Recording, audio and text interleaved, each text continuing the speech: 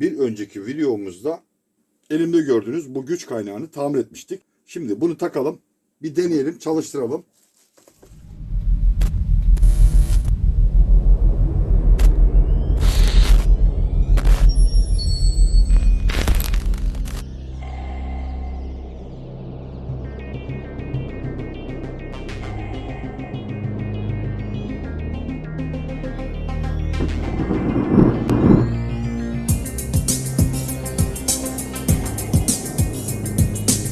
Yeniden merhaba arkadaşlar.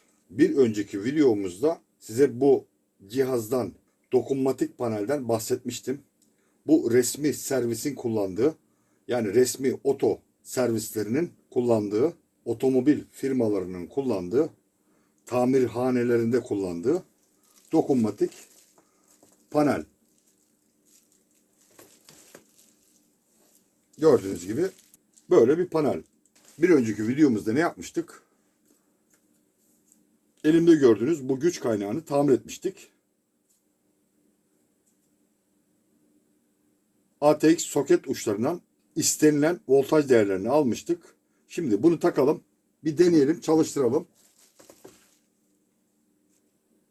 Bu bilgisayar sistemlerine all-in-on diye geçiyor. Yani her şeyi içinde anlamına geliyor. Güç kaynağı, anakart, hard disk, işte RAM'ler, çıkışlar, USB, Ethernet, HDMI, tüm her şey içinde. Böyle bir sistem. Biraz incelersek burada mikrofit denilen bir ATX giriş soketi var. Power giriş soketi. Değişik bir soket. Biraz daha ufak, yani küçük kılıf diyebileceğimiz bir soket. Güç kaynağında olan. Tek bu soket ile çalışıyor. Anakartın yapısı bu. RAM'leri, işlemci, işte USB, BGA, HDMI, Ethernet portu, hard disk. Böyle bir sistem. Şimdi takalım.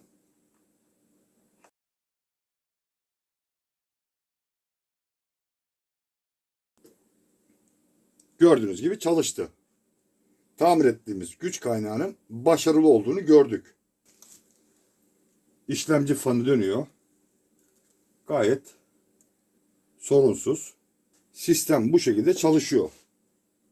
Kapatalım. Şimdi ilk videoda bahsettiğim gibi velev ki bu güç kaynağımız arızalı. Bunun aynısını bulmak zor. Endüstriyel güç kaynağı olduğu için. Soketi bile farklı. Peki bu durumda ne yapmalıyız? İlla komple bu sistemi yeniden satın mı almalıyız? Hayır, asla. Çünkü bunları biz üretmiyoruz. Dışarıdan satın alıyoruz. Haliyle dışarı dövizimiz çıkıyor. Eğer ben bunun mücadelesini vermezsem, yani satın alınmış, döviz verilmiş ürünü tekrar kullanılabilir hale getirmezsem ülkeme ihanet etmiş olurum. Benim bakış açım bu. Herkes farklı düşünebilir. O zaman ne yapmalıyız? Velev ki elimizde böyle bir güç kaynağı yok çalışan ya da sorunlu, arızalı güç kaynakları var. Ne yapmalıyım? Bunu çöpe mi atmalıyım? Asla. Bu servise daha önceden böyle bir güç kaynağı hazırlayıp göndermiştim. Yani çalışabilir halde, hatta yazmışım bu bir proje ürünüdür diye hazırladım. Ancak çalışmadığını söylediler. Daha sonra baktım ki anakartın yapısı çok farklı. Güç kaynağı içindeki 12 volt kontrolcüsündeki gri kablodan sinyal alıyor. Bu sinyal anakarta uygun değilse anakart kendini açmıyor. Bu güç kaynağı da buna uygun değilmiş. Tabii elimde bu cihaz olmayınca anlayamadım. Ama şimdi bu cihaz elime geçince ne olduğunu anlayabildim. Yani hatamı buldum. Şimdi bunu taktığımızda, bunu bir takalım, size göstereyim. Bu kabloyu da uzun yaptım ki böyle dışarıda olacaktı. Yani kabloyu uzun yaptım. Kablo buradan herhangi bir delikten sokulup, çünkü bu buraya girmeyecek. Girmez zaten. Olmaz. Dışarıda tutulup bu şekilde kullanılacaktı. Yapmak istediğim proje buydu.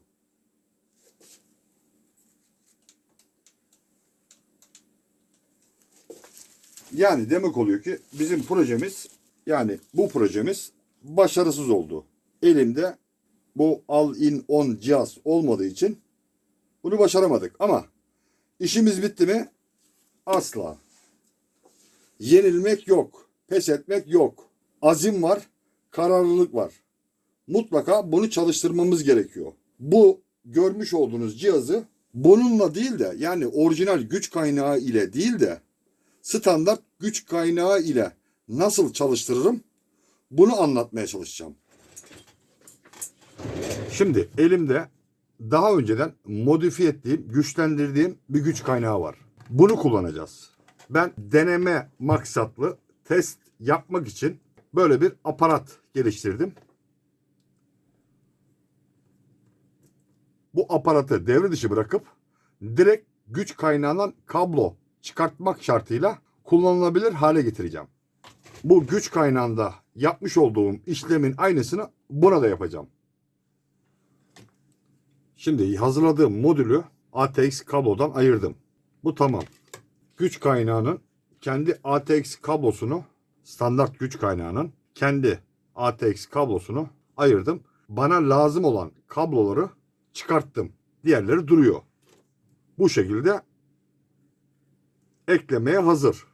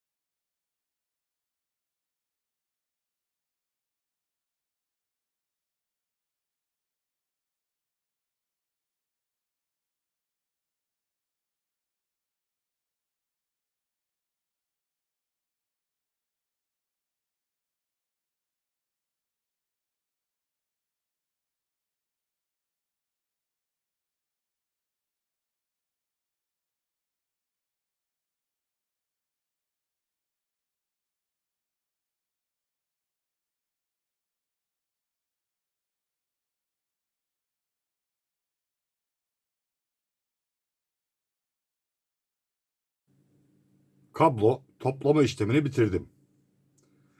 İzolesini de güzelce yaptım. Şimdi güç kaynağını toplayalım. Bu şekilde bitirdik. Şimdi dokunmatik panel all-in-on sisteme bu güç kaynağını takıp deneyebiliriz. Her şey hazır. Güç kaynağının enerji kablosunu taktım. Şimdi bilgisayarımıza takalım.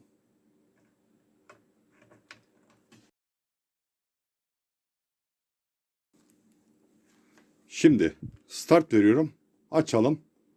Haydi bismillah. Evet, 2 led birden yandı. Demek ki görüntü gelecek. Geldi. Yani bu iş tamam arkadaşlar. Allah'ın izniyle bunu da başardık.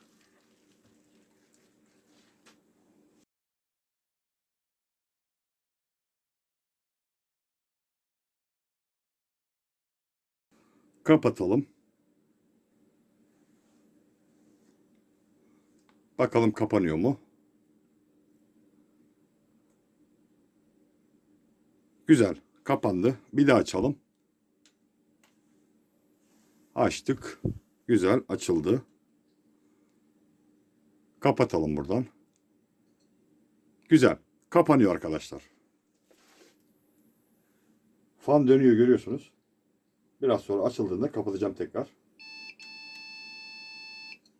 Kapattım. Bitti. Şimdi bu sistem çalışıyor.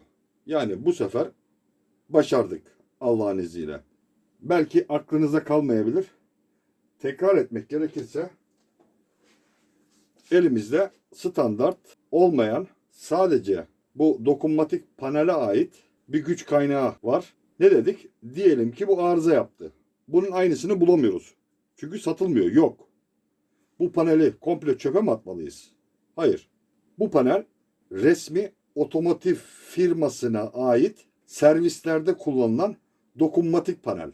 Yani bunların hepsi birer maliyet. Bunların hepsi birer para. Biz de yaptık. Endüstriyel sadece bu üniteye ait güç kaynağını devre dışı bırakıp bildiğimiz standart güç kaynağını, yani bilgisayarlarımızda kullanılan standart güç kaynağımızı bu gördüğünüz endüstriyel güç kaynağını çevirdik. Yani aynı iş yapıyor. Aradaki fark, birisinin, yani bizim standart güç kaynağının hacmi biraz daha geniş, biraz daha büyük. Standart olmayan bu güç kaynağı buraya göre dizayn edilmiş. Buradaki sorunumuz tek şu olacak. Kablo dışarıdan verilecek. Yani bu kablo üniteye dışarıdan verilecek. Burası boş kalacak. Dışarıdan beslenecek. Ünitenin arkasına bu şekilde ünitenin arkasına monte edilebilir. Bir zararı olmaz. Belki biraz kaba durabilir ama aynısını bulamıyoruz. Yok yani, yok. Bulsanız da yurt dışından almanız gerekir. Bu da dolar üzerinden ya da euro üzerinden bize gelecek. Yani dövizimiz dışarı çıkmış olacak. Elimizdeki imkanlarla bunu başardım. Size bunu göstermeye çalıştım. Umarım da başarılı olmuşumdur. İyi biliyorum. Ülkemizdeki resmi otomotiv firmalarında buna benzer dokunmatik paneller var. Servislerde kullanılıyor bunlar. Birçoğu da bu şekilde güç kaynağı arızasından dolayı çöpe atılıyor ya da yenisi satın alınıyor. Ben burada neyi gösterdim? Bunları atmayın. Tekrar kullanın. Bunu bizim otomotiv firmalarına duyuruyorum, anlatıyorum. Bakın, siz de yapabilirsiniz bunu. Evet arkadaşlar, bu içeriğimizin de sonuna geldik. Bu ve buna benzer değişik, enteresan içeriklerin gelmesini istiyorsanız kanalıma abone olun. Destek vermeyi de unutmayın. Beni izlediğiniz için hepinize teşekkür ederim. Hepiniz Allah'a emanet olun.